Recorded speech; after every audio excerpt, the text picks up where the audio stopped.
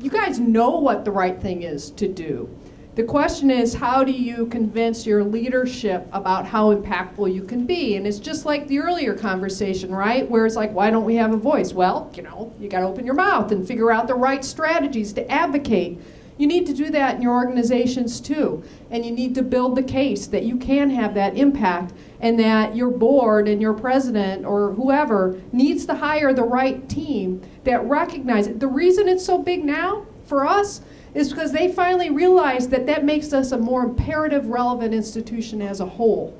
And that everybody can do that. Yeah, I want to jump on this leadership thing and introduce a framework that I've been putting together in my own research, which is around the fact that leadership occurs at every level and in every organization, whether you're a cultural institution or a school or a community organization or whatever.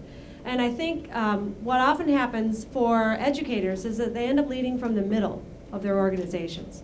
And how do you do that? How do you affect change when you lead from the middle? And part of it is about codifying our own practices as leaders. But in addition, it's understanding, how do we lead up?